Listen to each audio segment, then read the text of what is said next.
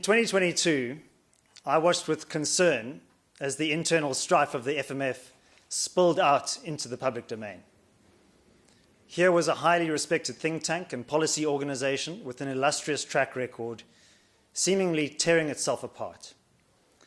And it was with some trepidation that when Gail Day, Martin van Staden, and the late Rex van Schalkwyk approached me later that same year with an offer to take up the reins of the FMF as chief executive.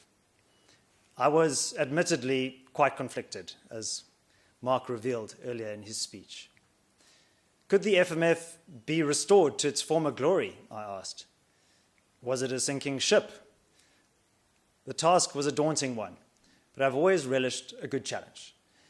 And I could see that the FMF had the basic ingredients for success: a well-known name, ideological clarity, and above all, a community of dedicated people who cared about the organization and who were invested in its future, however uncertain that future may have seemed at the time. Although I am a big believer in free will, I knew that I didn't really have a choice. I couldn't say no.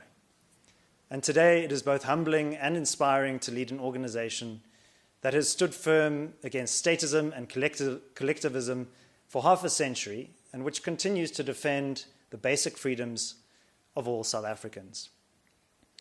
And boy, have we been busy.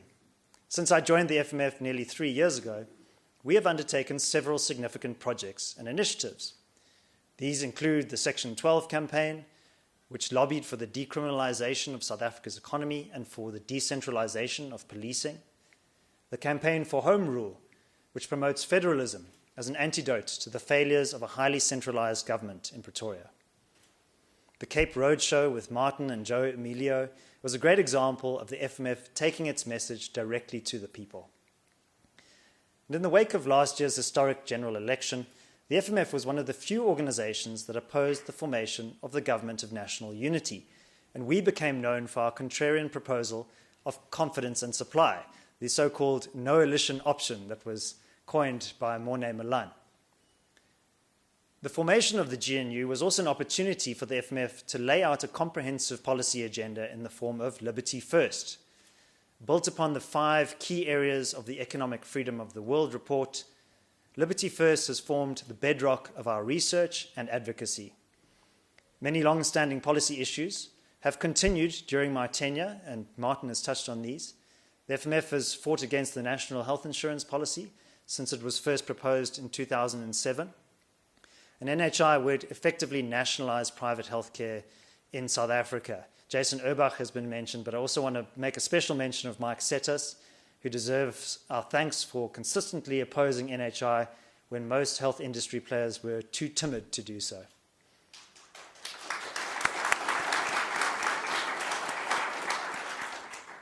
And Martin has also spoken about our years-long fight against expropriation without compensation.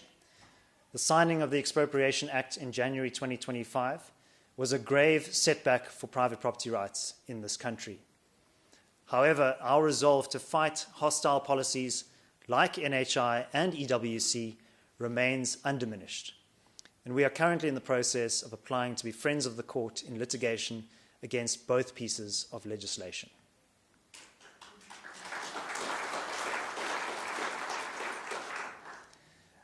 I want to say a few thank yous. I wish to say thank you to, obviously, my colleagues and my fellow board members, the presidents, Themba and Eustace, for their industry and fellowship. Before I joined the FMF, I was a friend of the organization, but I was also somewhat of an outsider. And despite this, I was treated with warmth from my very first day by staff members Glynis, Judith, Zakele, and Monica. So thank you very much for that welcome. And it's not for me to pass judgment on my tenure at the FMF, but without hesitation, I can say that my greatest achievement was convincing first Martin van Staden and then Gail Day to return to the FMF in executive roles. And I owe most of my success to both of them, so thank you. And the fantastic Kai Alum team, which is energetically led by Terry Markman, is interwoven with the FMF's DNA, and it's the perfect expression of our commitment to private property rights for all South Africans.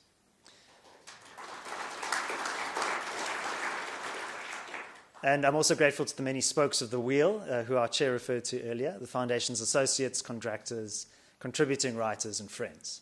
So we might be a bunch of fiercely independent individuals, but when we work together, we prove that the wheel can go very far and over some very rough terrain. A special shout out to Joe and Leanne at Sapphire Sky for dominating our social media and for reimagining and elevating the FMF brand. Some of the beautiful insignia that you see around you was designed by Leanne, so thank you to her. And of course, none of our work would be possible without the generosity of the donors who believe in and invest in our mission. The FMF is not alone in its fight. Unlike many other African countries, South Africa is blessed with a rich array of civil society organizations. And I want to specifically mention two, the Institute of Race Relations, where I was privileged to spend more than 5 years under the leadership of Dr. Frans Cronje, and later John Endres, who joins us here tonight. Thank you, John. And Frans has had the greatest influence on my career and has been a strong supporter of the FMF. I'm also grateful to Piet Leroux, who also joins us, and his colleague Russell Lamberti of Sakeliga, whose pioneering work and state-proofing model has inspired me to think more strategically and boldly about how to affect change here in South Africa. So thank you to Sakeliga. And some of you may have seen our recent high-quality video productions, which were made possible by them. So do check those out on our YouTube channel. I would also like to thank the many advocates of freedom who've contributed to our work and the countless friends and followers who have amplified our message. And speaking of advocates, my friend Mark Oppenheimer was my roommate at university. He was also the best man at my wedding. And now he's a fellow warrior in the battle for liberty through his involvement with the Rule of Law Project. And although we are far from being his highest paying client, he represents us in court as if we were. And I can tell you, if anybody here would like to negotiate lobola with their future in-laws, you should have an advocate by your side to represent you. So thank you, Mark. And a special thanks to my parents for supporting my work. And my mom watches all my videos, and she sometimes comments on them too. And to my wife, Jacqueline, who listens patiently while I plot the destruction of the state over the dinner table. And the arrival of our son 6 months ago has reminded me of why I do the work that I do.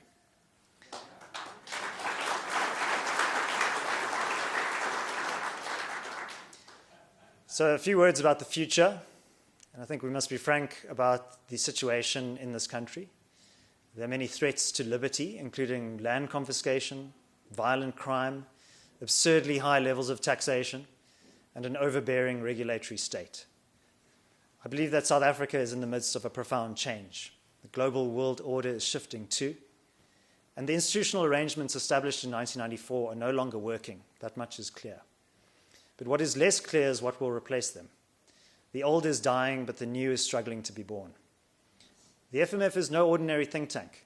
We are not merely concerned with policy choices, as important as these are. We are also not content to watch from the sidelines as freedom comes under assault. We see ourselves as combatants on the front lines of the battle of ideas. And sometimes that means becoming more assertive, taking unpopular positions, saying what others are too afraid to say. I thought that was just me, but Brian reminded me that that has been the case for many decades and reminded us all today. That's the cost of defending freedom. And that is the cost of independence, and so be it. Remember that this is not a popularity contest.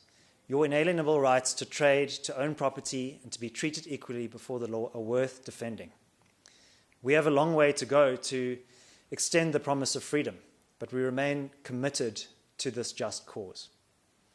However, if we wish to stay relevant, the FMF will also have to adapt its strategy to suit the changing conditions here in South Africa.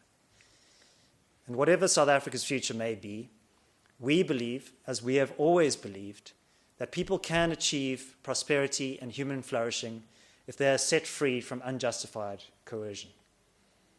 Other countries have come back from the brink, and so has South Africa. We can do so again. But it will take great courage and fortitude to realize that goal. And in closing, I want to end with a few lines by the Welsh poet Dylan Thomas. And I quote, "Curse, bless me now with your fierce tears, I pray. There's a musical score to this poem.